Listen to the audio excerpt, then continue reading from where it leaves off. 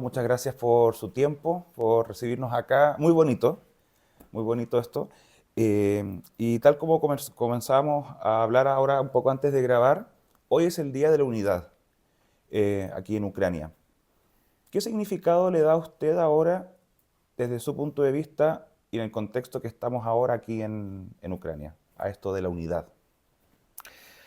Y bueno, esta fiesta de hoy Mm, es la memoria de un acontecimiento muy importante de la historia del pueblo ucraniano, ujú, cuando, eh, bueno, recién formado Estado de los ucranianos de la Ucrania occidental, mm, proclamó su unidad con recién nacido Estado ucraniano aquí, en la Ucrania central.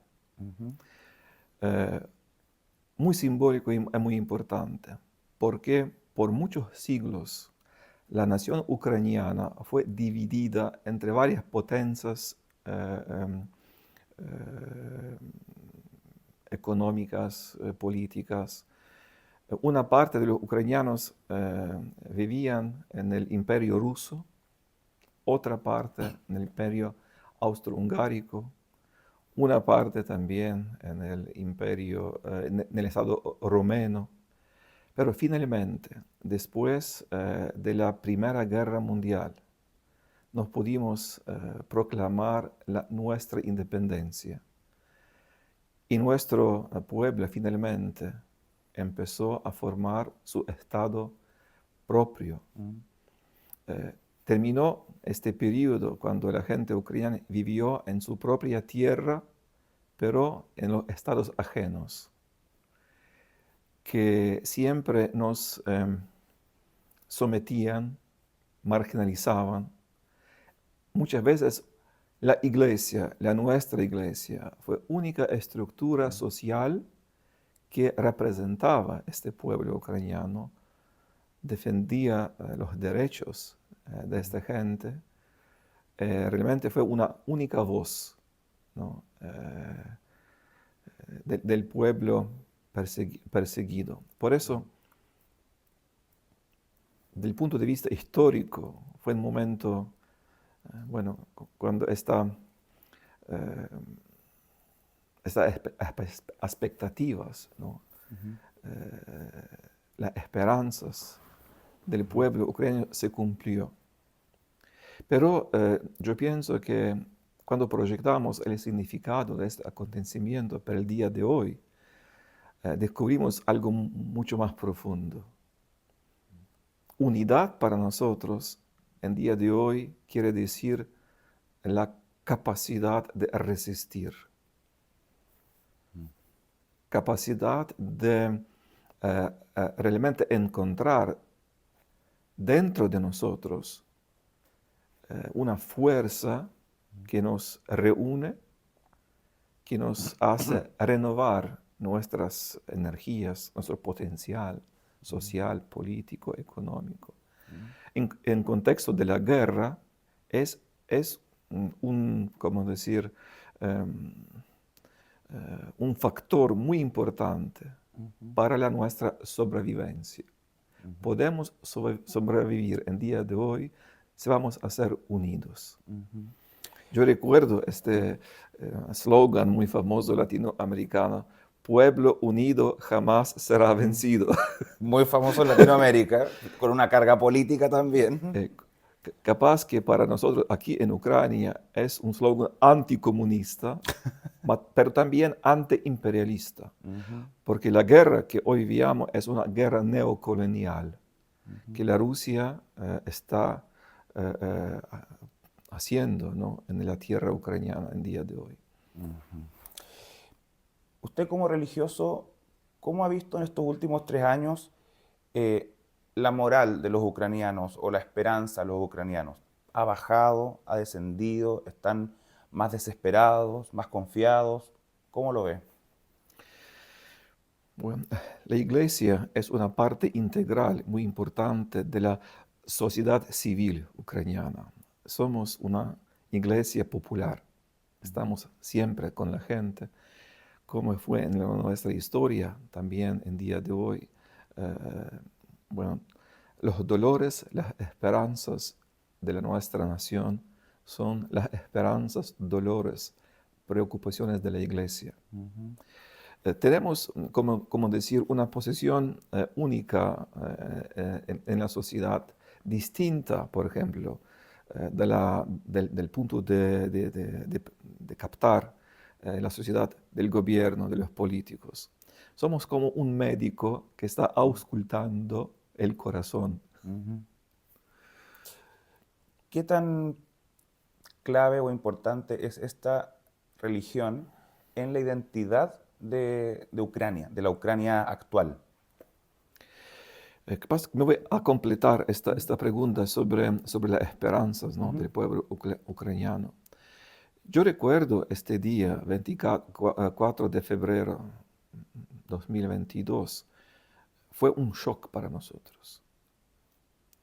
Nadie se esperaba que realmente una locura de la guerra, en el contexto del tercer milenio, se puede hacer un hecho concreto.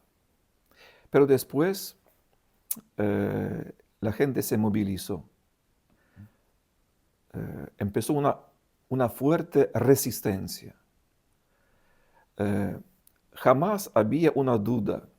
¿Tenemos que defendernos o arrendernos? Más aún,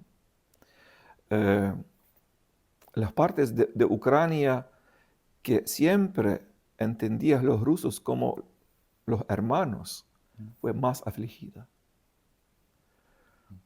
El modo de tratar los ucranianos en la zona de la ocupación realmente para todos fue un shock. Los soldados rusos trataron ucranianos como enemigos, no como hermanos, aunque declararon que vienen para defender los rusófonos. Por eso, el espíritu más patriótico en día de hoy tenemos en estas zonas más afligidas por la guerra.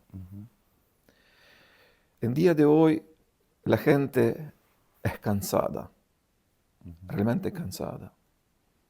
3 años de una guerra. Y muchos muertos. Miles de muertos. No tenemos una idea clara cuántos. Pero nosotros los obispos, así, cuando contamos los funerales que tenemos que celebrar, más o menos podemos hablar de 200 muertos cada día, de parte ucraniana. Las estadísticas oficiales de los decaídos rusos es realmente horrible. Más de 1000 personas por día. Mueren más rusos que ucranianos. Sí. Entonces, es realmente algo que no se puede aceptar. No podemos ser reconciliados con la guerra, como dice Papa Francisco. Por eso, en día de hoy en el mundo no hay un otro pueblo que reza, que desea la paz en el modo más fuerte existencial que el pueblo ucraniano. Pero, el pueblo siempre habla de una paz justa. La palabra paz en día de hoy es desconsagrada como la palabra amor. Cada uno piensa el suyo cuando habla de la paz. Por eso añadimos siempre una otra palabra, Claro. una paz justa. ¿Y qué es para usted la paz justa? Paz justa siempre empieza con el respeto. Respeto de la dignidad humana. La paz justa empieza cuando vamos a respetar el derecho de la persona humana de vivir. Paz justa quiere decir derecho a la vida de los ucranianos, derecho de existir de un pueblo. De hecho, una causa de esta guerra es que en día de hoy la clase política rusa niega la existencia misma del pueblo ucraniano. Entonces, si nos respetamos el derecho a la existencia, aceptamos que existe alguien, Ujú, se puede hablar de un diálogo. ujú. ¿Qué tan importante es la fe ahora en tiempos de guerra? Del punto de vista bueno, de un pastor, puedo dar un testimonio que realmente la fe es una fuerza, porque la fe te da la esperanza. La fe es algo que es capaz de ayudarte, de ver de dónde va a venir la tua fuerza, quién va a cumplir la tua esperanza. Ujú, Y por supuesto, para nosotros, la fe cristiana es la fe en un Dios que es la providencia, ujú, un Dios que jamás nos va a abandonar, un Dios que se preocupa por el destino del hombre, el Dios que sufre en la carne del pueblo ucraniano, ujú, el Dios que es el fundamento de nuestra esperanza. Somos un pueblo profundamente creyente, ujú, pueblo que cree en la resurrección. Entonces, si realmente un pueblo vive esta cultura pascual en la sua conciencia más profunda, hay esta claridad que más allá de la muerte hay algo, hay ujú, alguien. ujú, Entonces, tu proyecto de vida se hace más completo. Somos un pueblo que cree en la resurrección. Somos cristianos, aunque somos compuestos de varias confesiones cristianas, pero ujú, esta, este fundamento basilar, ¿no?, de la fe cristiana, que creemos en la resurrección, ujú. ha marcado, ha formado la identidad nacional del pueblo ucraniano.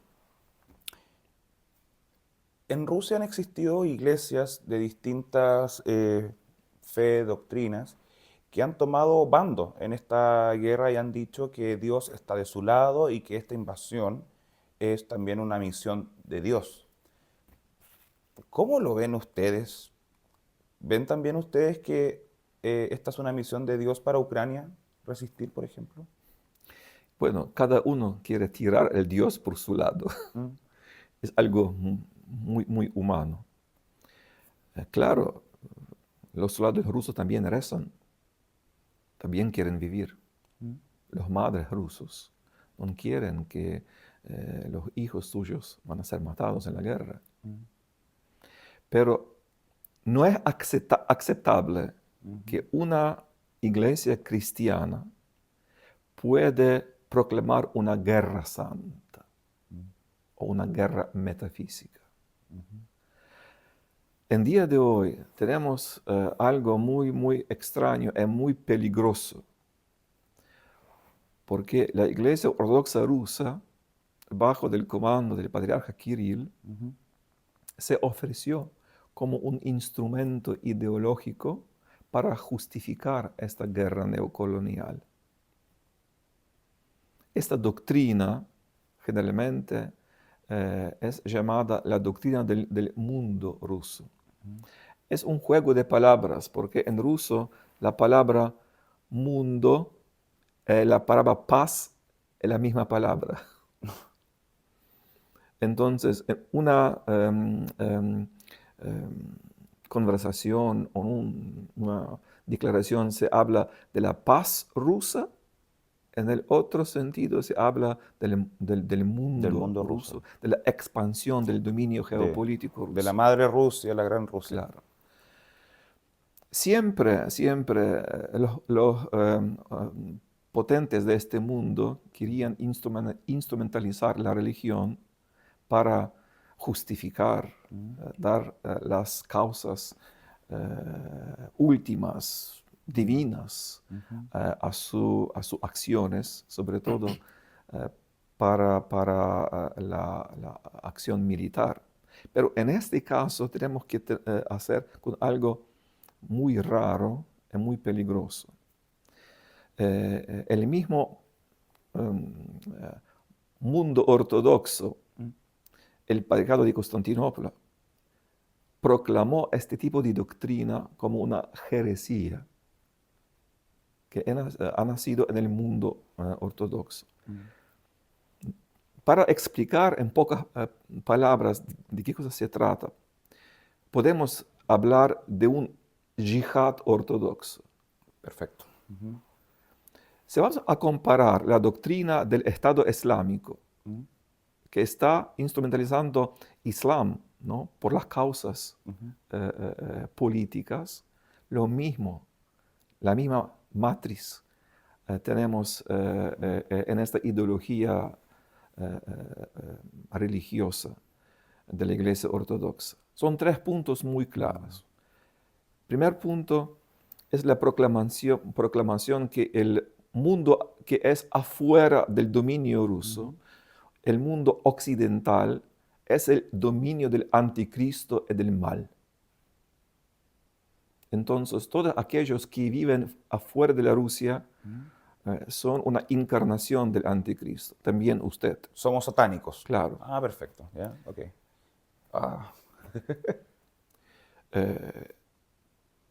Después, segundo punto, es justificable de proclamar e usar la violencia para luchar contra este tipo de mal. Una guerra santa. El patriarca Kirill usó esta palabra, la guerra santa. Papa Francisco dijo que esto no es una guerra, pero una guerrilla, porque no respeta las reglas internacionales. El derecho internacional no existe. Cuando se invoca la causa metafísica para justificar el uso de la violencia por motivos religiosos, bueno, ¿qué tipo de derecho humano puede obstacular? Pero hay algo clamoroso como tercer punto. Cada uno que va a ser matado en esta guerra va a obtener el perdón de los pecados. Jamás una iglesia cristiana prometía el perdón de los pecados por el mismo hecho de ser matados en una guerra. Bueno, el perdón de los pecados, el sacramento de la reconciliación, se hace en el nombre del Cristo muerto y resucitado. El precio de nuestra redención es la sangre de Jesucristo. Pero aquí tenemos algo muy distinto. Tenemos una absolución general a todos de cometer los crímenes contra la humanidad. Por eso, cuando comparamos esta doctrina con esta instrumentalización del Estado Islámico, de la doctrina del Islam, hay muchas cosas en común. Gracias a Dios que la sabiduría de los sabios del mundo islámico pudo encontrar los anticuerpos para decir no a esta doctrina.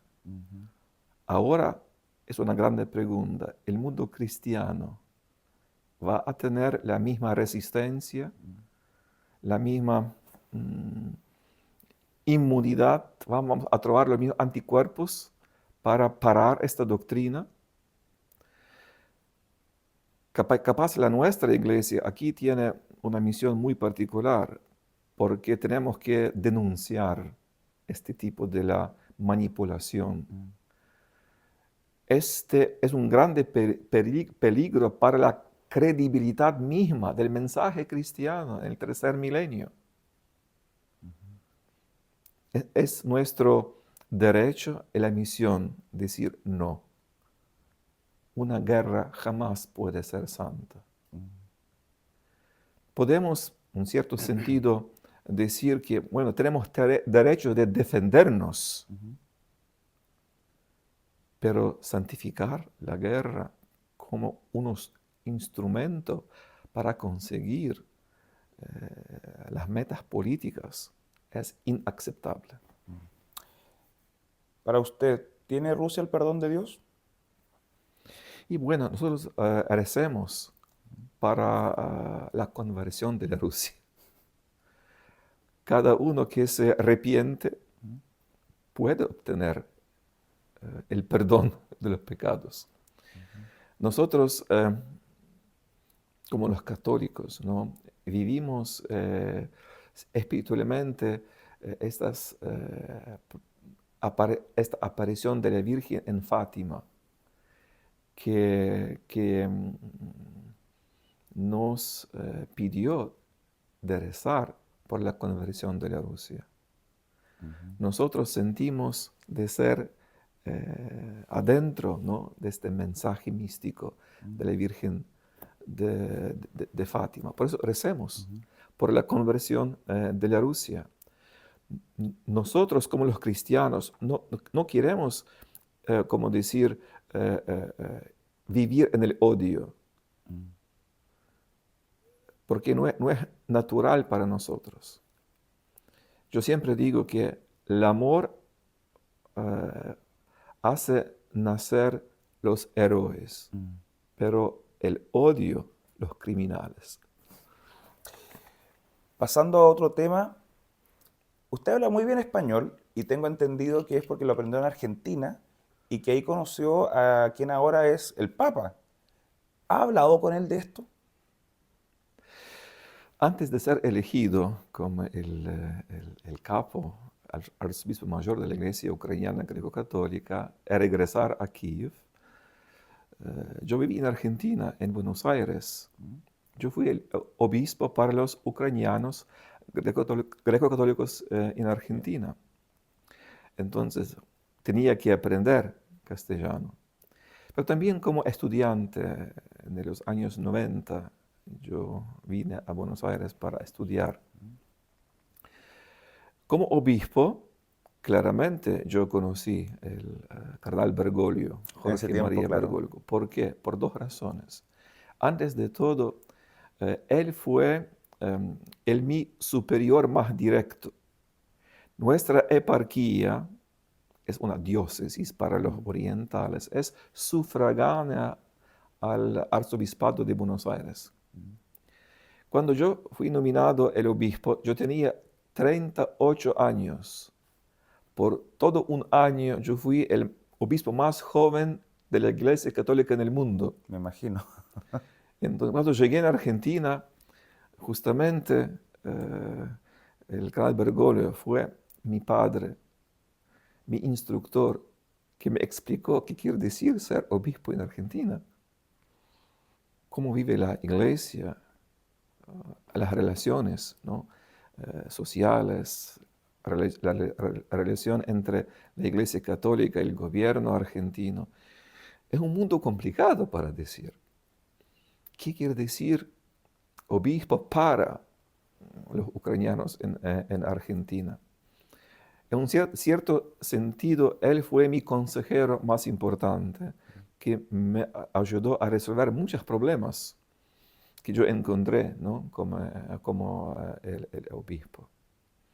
Yo recuerdo cuando después del sínodo electivo, yo tenía que regresar a Buenos Aires para hacer mis valijas. Claro. Yo jamás podría imaginar que nuestros obispos van a elegir como el capo de la iglesia, obispo más joven del sínodo. Y bueno, fue esta sorpresa. Entonces, regresé en Buenos Aires. Claramente vine a saludar el cardenal Bergoglio. Yo recuerdo este encuentro muy emotivo.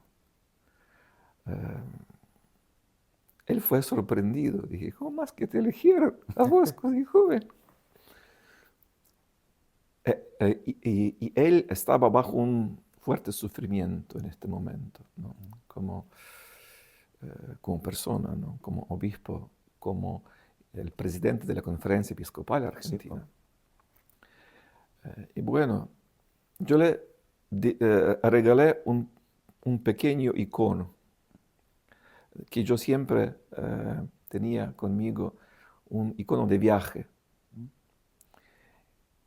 Y él fue realmente tocado, con una gran conmoción recibió esta virgen y lo dijo, Eminencia, ¿qué más podemos hacer para usted?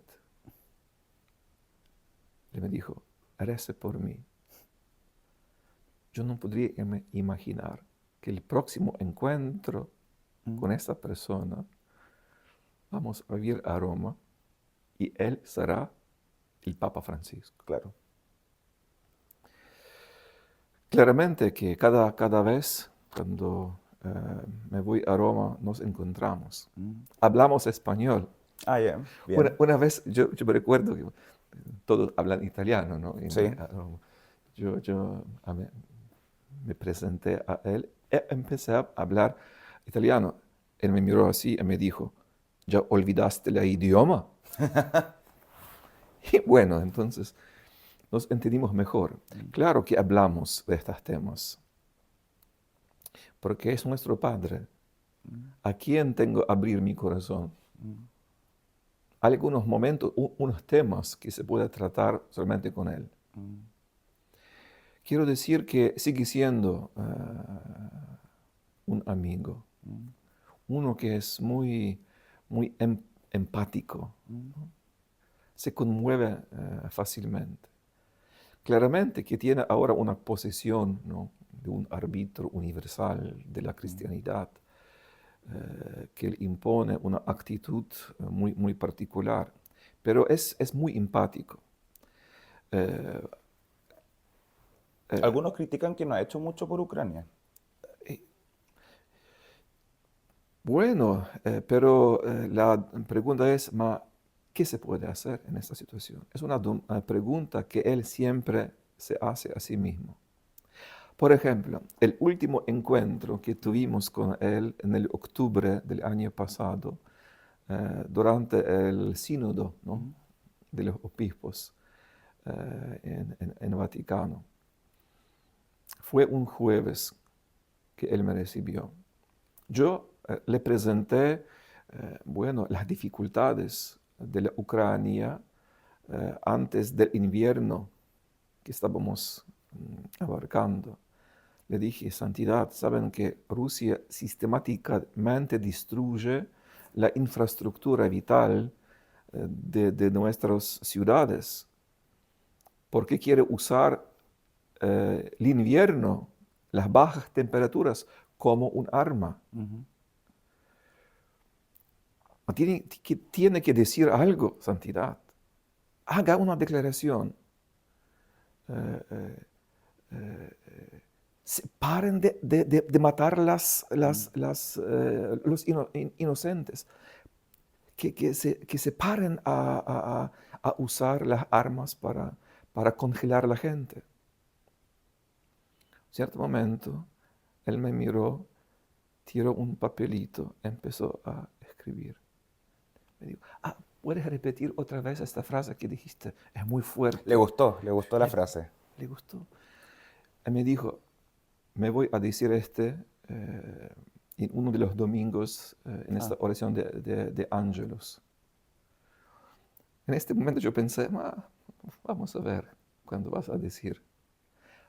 Él usó mis palabras tales cuales en el día del domingo próximo. E hizo una declaración la más fuerte del su pontificado, hablando en el nombre de las víctimas en Ucrania. Paren de matar los inocentes en Ucrania. Esa fue la frase que él dijo con un ímpetu muy fuerte. Entonces, sí, el Santo Padre tiene que ser, como decir, suprapartes, ¿no? Porque un árbitro no puede jamás tomar una parte del conflicto, ¿no? Para ser mediador es ser un mensajero, un operador de la paz. dal punto di vista diplomatico, sí, la Santa Sede es neutral Ujú, en esta guerra. Pero del punto de vista moral, ujú, del punto de vista de la caridad cristiana, ¿no? De la solidaridad, ujú. el Santo Padre es con nosotros. Esto vivimos como un hecho, de modo muy claro, muy fuerte. Para terminar la entrevista, mientras esperábamos que usted llegara acá a este salón, vi un casco ahí. Eh, ¿Por qué hay un casco de guerra dentro de una oficina de un obispo? Es algo que hace parte de nuestra vida en día de hoy. Constantemente, cada noche, estábamos bajo de bombardeos. Este casco me ofrecieron al inicio de la guerra porque la ciudad de Kiev fue circundada Ujú, de los trupos rusos. Entonces, sin casco no se podría caminar. Muchas veces para visitar ujú, una parroquia, yo tenía que tener como un jubot antiproyectil, ujú. ¿no? Y también un casco. Entonces hace parte de nuestra vida en día de hoy. Muchas gracias por su tiempo y por recibirnos acá para saber un poco más de esta fe en tiempos de guerra. Yo tengo un pedido a nuestros escuchadores en En Chile. Chile, ¿ya? Recen por nosotros. Sepan que en Europa en día de hoy se conduce una guerra neocolonial.